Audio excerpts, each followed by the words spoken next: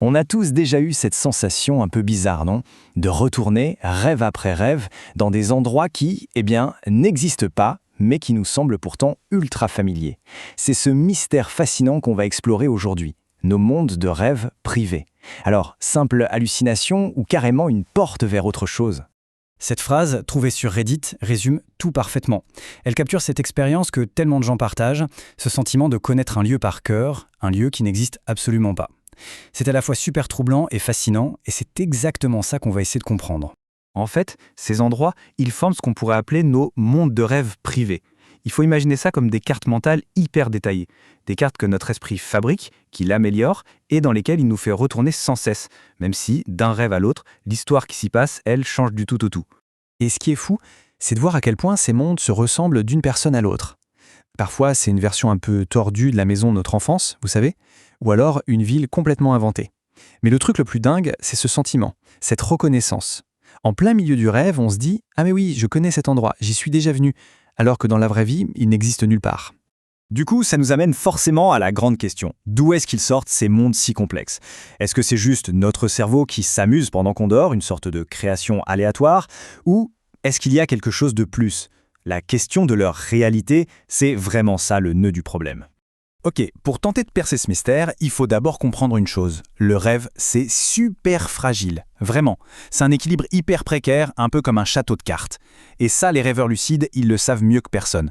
Pour ceux qui font des rêves lucides, c'est un vrai numéro d'équilibriste. D'un côté, il faut que le rêve soit assez stable, assez solide, et de l'autre, il y a la présence lucide, c'est-à-dire la conscience qu'on est en train de rêver, mais sans que cette conscience fasse tout exploser. C'est un équilibre délicat. Si un des deux lâche, tout s'écroule. Alors pourquoi est-ce qu'un rêve s'effondre? Eh bien le plus souvent, c'est une bête question de focus. Imaginez une émotion un peu trop forte, comme le simple fait d'être super excité de réaliser qu'on rêve, et boum, notre attention est aspirée, elle retourne direct dans notre corps endormi. Et le rêve, il disparaît, comme de la fumée. Pour contrer ça, les experts du rêve lucide ont mis au point des techniques d'ancrage.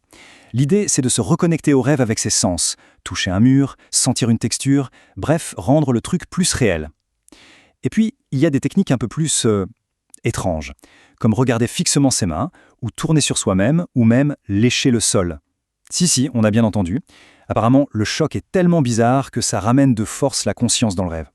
Bon, si les rêves sont une version, disons, instable et modifiée de notre réalité, que se passe-t-il quand le cerveau passe à la vitesse supérieure?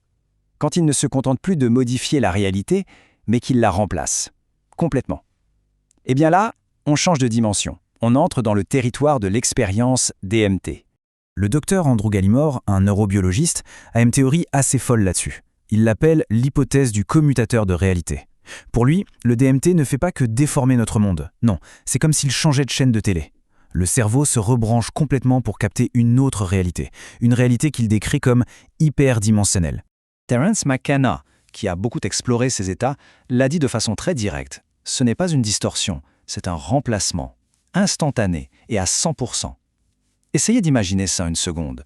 Le monde tel qu'on le connaît s'évanouit. Et à sa place, un autre univers apparaît, sans aucun rapport avec le nôtre. Pour piger comment un truc pareil est possible, il faut se souvenir d'une chose essentielle. Notre réalité de tous les jours est avant tout une construction.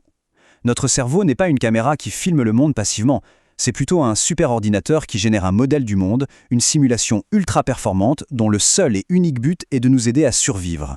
Mais alors, la question est, comment notre cerveau, cette machine à survivre, peut-il d'un coup nous faire percevoir l'impossible?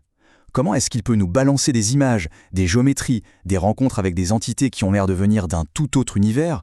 Pour essayer de se représenter ça, il y a une analogie qui est géniale. Imaginons un instant un être qui vit dans un monde en 2 dimensions. Comment est-ce qu'il pourrait ne serait-ce que concevoir l'existence d'une 3e dimension? C'est l'idée de Flatland, un monde entièrement plat. Pour un carré qui vit là-dedans, tout est lignes et angles. Maintenant, imaginez qu'une sphère, un objet en 3D, traverse son monde. Le carré ne verra jamais la sphère. Ce qu'il verra, c'est un point qui devient un cercle, qui grandit, puis rétrécit, et qui disparaît. Pour lui, c'est de la pure magie. C'est un événement totalement impossible à expliquer avec les règles de son univers. Et cette citation tirée du livre, elle décrit parfaitement le choc que ça représente.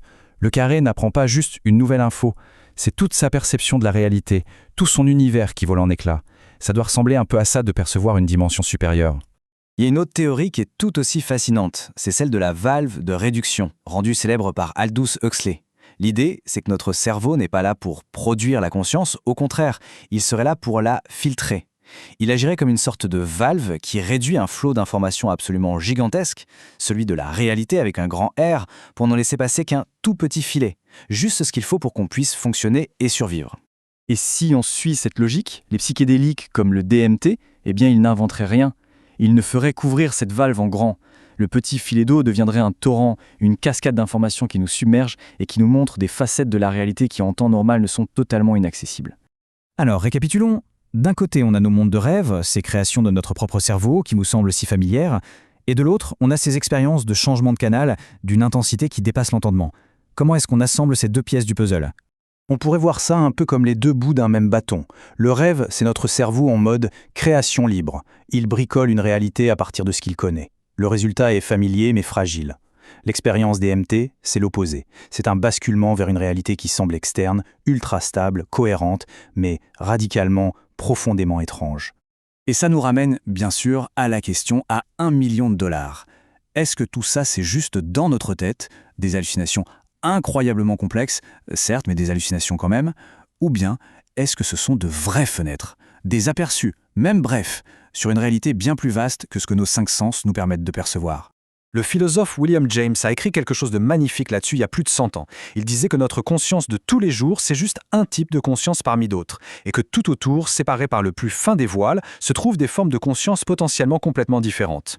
Alors peut-être que notre réalité, c'est juste une petite île, et que les rêves ou d'autres expériences sont des messages dans une bouteille, venus d'un vaste océan qui nous entoure. La question, elle, reste grande ouverte.